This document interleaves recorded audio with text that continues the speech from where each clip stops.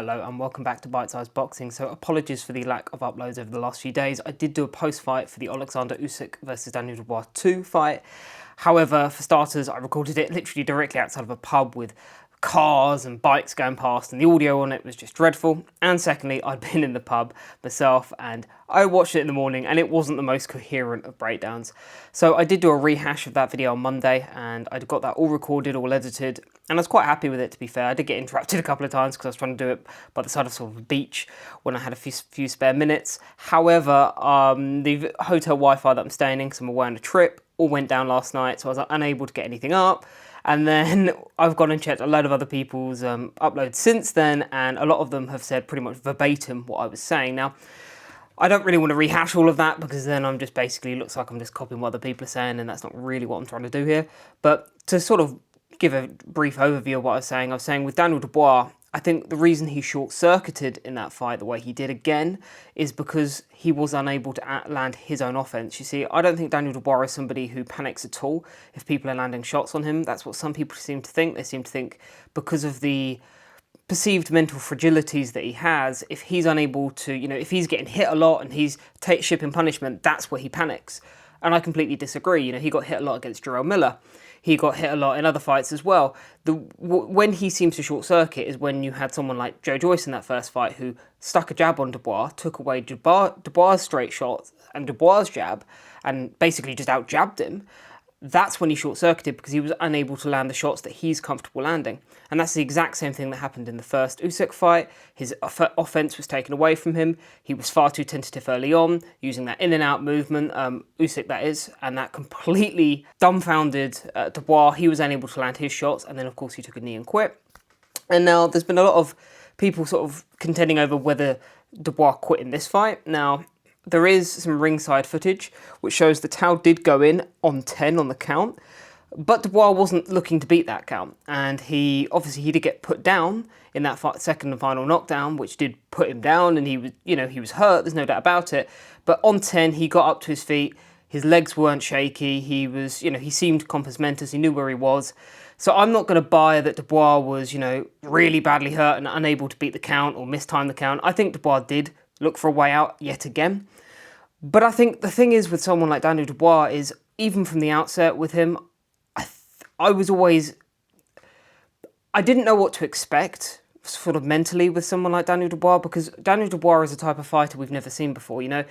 I've been following his career since when he turned pro back in, I think it was 2017. And it was clear from back then, he's somebody who is mentally not neurotypical, let's say. He's somebody who a lot of people have said he may be autistic, Asperger's on the spectrum of some description, something like that.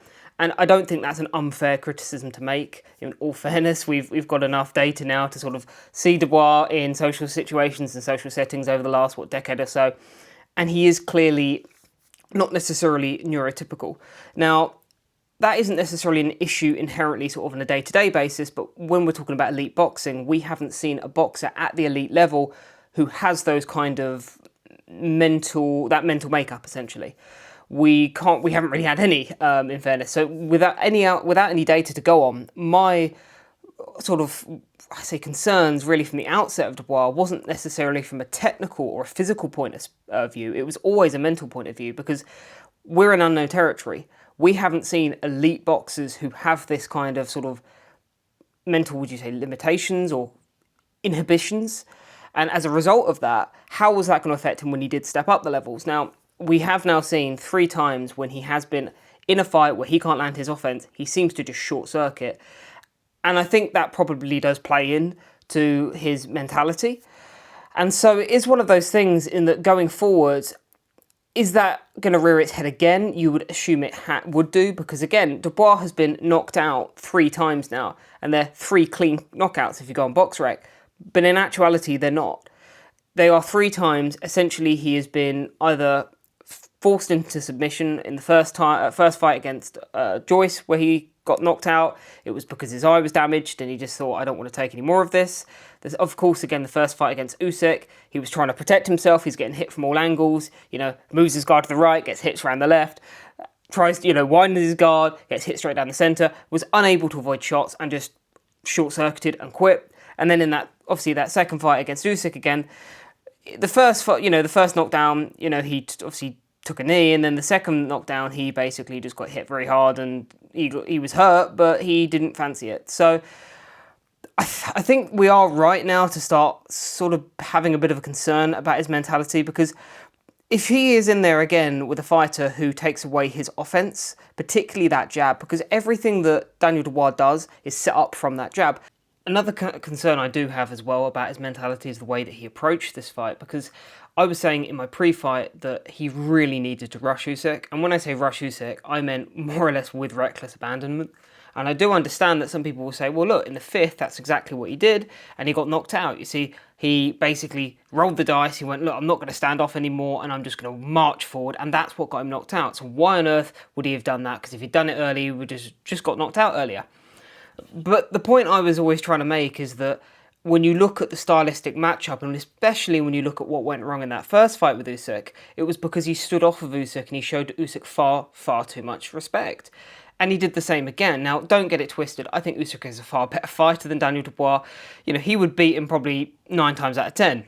That being said, to give himself the best chance, there was a clear strategy that he had to employ. And again, mentally, he was not prepared to go there to do that, which again kind of leans into this issue with the mentality where there are other types of fighters who would have gone in there and gone, you know what, if I'm going to make this a 3-round fight. If I get knocked out in the first round, at least I gave myself the best chance of winning. And Daniel Dubois was not prepared to do that. I've heard some people, even people I respect, saying, well, this time he rushed him. And I'm thinking, no, he didn't. He was stood off. I watched that fight as well. I might not have been the most complimentous myself when I did watch it live, but I watched it all the very same, and Daniel Dubois was again being far too tentative for my liking. He was not rushing Usyk in the way that he needed to do. And don't get it twisted, I'm not saying he would have won if he had done that, but he needed to close that distance. He needed to roll the dice early, and he wasn't prepared to do that, which again bleeds into the mentality issue that I'm talking about, and particularly from a stylistic standpoint, there are other issues with Dubois as well that of course do need attending to as well as the mentality. One being of course the way that he holds his guard, which is a bit of a strange one. He hasn't got a traditional guard or a low lead hand guard like most people. Most people will either hold their guard like this or like this, protecting the chin and then having the lead hand to jab with. Daniel Dubois, he has this weird guard where he's very wide elbows like that, which of course leads him susceptible to uppercuts and hooks, which then in turn sometimes means he gets hit with a sort of variation of punches and in such a way that another fighter who has a more traditional guard wouldn't, and sometimes that has in the past perturbed him, which has in turn taken away his offense as well. Someone like Jarrell Miller wasn't able to do that, but we saw that, for example, against Joe Joyce. Admittedly, it was straight shots that he got hit with, but the porous guard was what Joe Joyce was able to set those straight shots and set that jab up from. Because his guard wasn't tight enough, it didn't protect his eye because he had this weird wide guard, which meant he got hit a lot, the eye got hurt, the eye got damaged, Daniel Dubois couldn't land his offense, and then he quit. So it's all there are physical and mental sort of factors that both bleed into this one. But I do think that Daniel Dubois, mentally now, I think we can really start to question it. I think there are clear issues there in terms of his mental makeup and how that pans out at the elite level. Don't get it twisted, he's picked up a world title, he's clearly a world level fighter, but there does seem to be a certain type of fighter that if you're able to take away that offense, if you're able to take away what makes Daniel Dubois feel comfortable, then because of his mental makeup, he doesn't seem to cope very well at all.